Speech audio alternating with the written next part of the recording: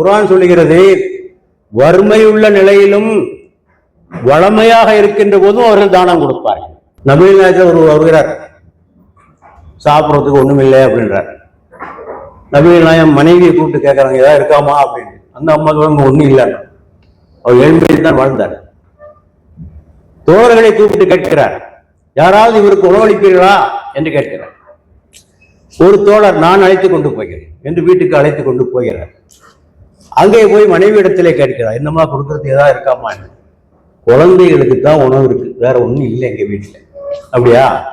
குழந்தைகளை ஏதாவது சமாதானப்படுத்தி தூங்க வைத்து விடு, சாப்பாட்டை கொண்டா. அந்த சாப்பாட்டை வைத்து விட்டு அவரும் ஒன்றாக உட்கார்ந்து கொண்டு விளக்கை அணைத்து விடுகிறார். விளக்கை அணைத்து விடு, சாப்பிடுவது போல் நடிக்கிறார். அந்த விருந்தாளி வயிறு நிறைய சாப்பிட்டு விட்டு போய்விடுகிறார். அடுத்த நாள் நபிகள் நாயகத்தை சந்திக்க வருகிறார். நபிகள் நாயகம் அவரை கூப்பிட்டு சொல்கிறார்கள், தோழரே, உமக்காக இறைவசனம் இறங்கி இருக்கிறது. தெரியுமா? அந்த வசனத்திலே தாங்களே தேவையுடையவர்களாக இருந்தாலும் அவர்கள் பிறருக்கு முன்னுரிமை அளித்தார்கள். எவன் கஞ்சத்தனத்திலிருந்து விடுதலை பெற்றானோ அவன் தான் வெற்றியாளன் என்று. இஸ்லாத்தினுடைய இலக்குகளில் அது ஒன்று. வறுமையை ஒழிப்பது இஸ்லாத்தினுடைய இலக்குகளிலே ஒன்று. நபிகள் நாயகம் சொன்னார்கள், நான் ஒரு சமுதாயத்தை உருவாக்க விரும்புகிறேன். அது எப்படி இருக்கும் தெரியுமா? தர்மத்திற்கான பொருளை எடுத்துக்கொண்டு அதை கொடுப்பதற்காக ஒருவர் தெரு தெருவாக சென்று வாங்குகிறீர்களா வாங்குகிறீர்களா என்று கேட்பார். வாங்குவதற்கு ஆட்கள் இருக்க மாட்டார்கள்.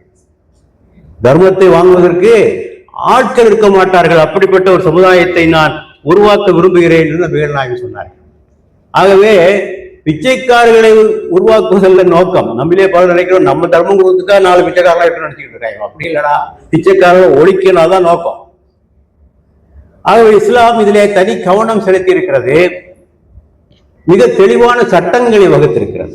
யார் கொடுக்க வேண்டும், யாருக்கு கொடுக்க வேண்டும், எவ்வளவு கொடுக்க வேண்டும், எந்த வகை பொருட்களை கொடுக்க வேண்டும், தனியாக கொடுக்க வேண்டுமா, கூட்டாக கொடுக்க வேண்டுமா, வெளிப்படையாக கொடுக்க வேண்டுமா, மறைமுகமாக கொடுக்க வேண்டுமா என்றெல்லாம் அதற்கான வழிகளை இஸ்லாம் வகுத்து கொடுத்திருக்கிறது. அது இறைவனுடைய ஏற்பாடு. ஐயா அவர்கள் சொல்லியதை போல நம்மை படைத்த இறைவன் நம்ம ஆதரவாக விட்டுவிடவில்லை.